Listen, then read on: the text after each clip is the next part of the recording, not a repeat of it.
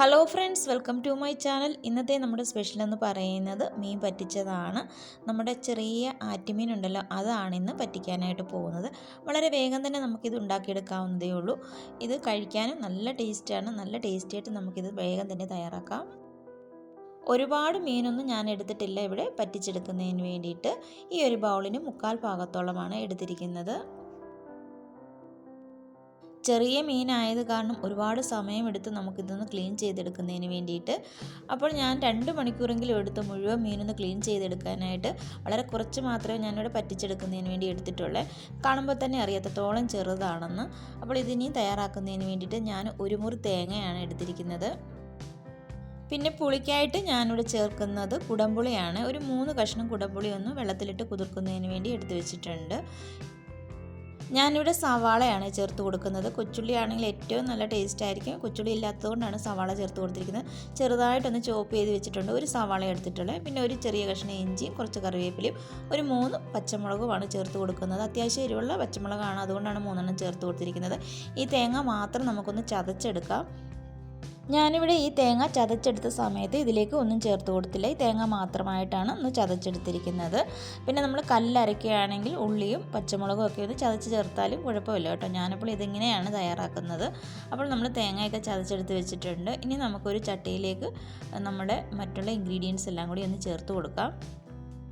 മീൻ പറ്റിച്ചതാണെങ്കിലും അതുപോലെ മീൻ കറി ആണെങ്കിലും എപ്പോഴും നമ്മൾ മൺപാത്രത്തിൽ മൺചട്ടിയിൽ തന്നെ ഉണ്ടാക്കുന്നതായിരിക്കും ഏറ്റവും നല്ലത്.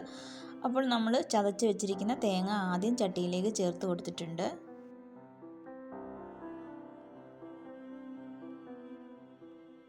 ഞാനിവിടെ പൊടികളായിട്ട് 1/2 ടീസ്പൂൺ അളവിൽ മഞ്ഞൾപ്പൊടിയാണ് ചേർത്ത് കൊടുത്തിരിക്കുന്നത്. പിന്നെ ഒരല്പം കളറിന് വേണ്ടിയിട്ട് കാശ്മീരി മുളക് പൊടിയും കൂടി ചേർത്ത് കൊടുക്കുന്നുണ്ട്. ഒരുപാടൊന്നും ചേർത്ത് കൊടുക്കുന്നില്ല കേട്ടോ. 1 സ്പൂൺ അളവിലാണ് ചേർത്ത് കൊടുക്കുന്നത്. നമ്മളിവിടെ ഒരു 3 പച്ചമുളക് അരിഞ്ഞ് ചേർത്ത് കൊടുക്കുന്നുണ്ട്. ഈ മുളകിന് നല്ല എരിവുള്ളത് കൊണ്ട് ഞാൻ 3 ചേർത്ത് കൊടുക്കുന്നുണ്ട്. പിന്നെ ഈ കാശ്മീരി മുളക് പൊടി ആയതുകൊണ്ട് ഒരുപാട് എരിവൊന്നുമില്ല. അപ്പോൾ ഇതെല്ലാം നമ്മൾ അരിഞ്ഞ് വെച്ചിരിക്കുന്ന പച്ചമുളകും സവാളയും ഒക്കെ ചേർത്ത് കൊടുത്തിട്ടുണ്ട്. പിന്നെ നമ്മൾ ചെറിയ കഷ്ണം ഇഞ്ചി എടുത്തിരിക്കുന്നത് ഇതുപോലെ ഒന്ന് ഗ്രേറ്റ് ചെയ്ത് ചേർത്ത് കൊടുക്കുകയാണ്. അതല്ലെങ്കിൽ ചെറുതായിട്ടൊന്ന് കുത്തി അരിഞ്ഞ് ചേർത്ത് കൊടുത്താലും മതി. കറിവേപ്പില ഞാൻ ഒരല്പം കൂടുതൽ ചേർത്ത് കൊടുക്കുന്നുണ്ട്. നമ്മളിപ്പോൾ മീൻ കറി ആണെങ്കിലും മീൻ പറ്റിച്ചതാണെങ്കിലും എന്തുണ്ടാക്കിയാലും കറിവേപ്പില അല്പം ചേർത്ത് കൊടുക്കുകയാണ്, കൂടുതൽ ചേർത്ത് കൊടുക്കുകയാണെങ്കിൽ അത്രത്തോളം നല്ല ടേസ്റ്റ് തന്നെ കിട്ടും. പിന്നെ നമുക്ക് ആവശ്യത്തിനുള്ള ഉപ്പ് ചേർത്ത് കൊടുത്തിട്ടുണ്ട്. ഇതിൻ്റെ കൂടെ തന്നെ ഞാൻ 1 ടേബിൾ സ്പൂൺ അളവിൽ എണ്ണയും കൂടി ഒഴിച്ചു കൊടുത്തിട്ടുണ്ട്. ഇനി നമുക്കിതിലേക്ക് നമ്മൾ കുതിർക്കുന്നതിന് വേണ്ടി എടുത്ത് വെച്ചിരിക്കുന്ന കുടംപുളി ഒന്ന് നന്നായിട്ടൊന്ന് കഴുകിയിട്ടാണ് ഇതിലേക്ക് ചേർത്ത് കൊടുക്കുന്നത്. നമ്മൾ ഈ ചേർത്ത് കൊടുത്തിരിക്കുന്ന ചേരുവകളെല്ലാം കൂടി നമുക്കൊന്ന് നന്നായിട്ടൊന്ന് മിക്സ് ചെയ്തെടുക്കണം. അപ്പോൾ സ്പൂൺ ഉപയോഗിച്ച് മിക്സ് ചെയ്യുന്നതിനെക്കാട്ടിൽ ഏറ്റവും നല്ലത് കൈ ഉപയോഗിച്ച് നന്നായിട്ടൊന്ന് മിക്സ് ചെയ്തെടുക്കുന്നതായിരിക്കും. അപ്പോൾ ഞാൻ നന്നായിട്ടൊന്ന് കൈ കൊണ്ട് മിക്സ് ചെയ്തെടുക്കുകയാണ്.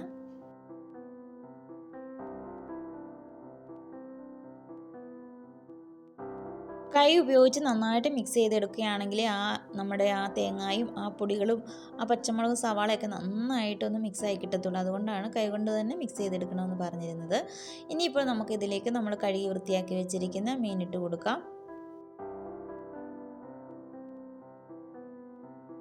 മീനെല്ലാം ഇട്ടതിന് ശേഷം ഇതുപോലെ സ്പൂൺ ഉപയോഗിച്ച് തന്നെ മിക്സ് ചെയ്തെടുത്താൽ മതി. ഇനി നമ്മൾ കൈയൊന്നും ഉപയോഗിച്ചിട്ട് മിക്സ് ചെയ്യേണ്ട ആവശ്യമില്ല. സ്പൂൺ ഉപയോഗിച്ചിട്ട് നന്നായിട്ടൊന്ന് മിക്സ് ചെയ്തെടുത്താൽ മതി.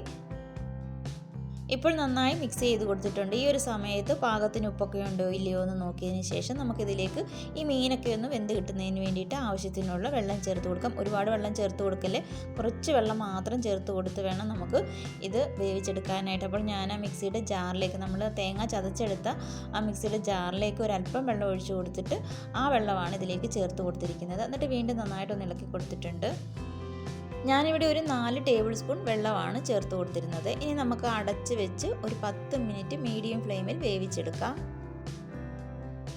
ഇപ്പോൾ ഒരു 10 മിനിറ്റ് ആയിട്ടുണ്ട്. ഇനി നമുക്ക് അടപ്പൊക്കെ ഒന്ന് തുറന്ന് നോക്കാം.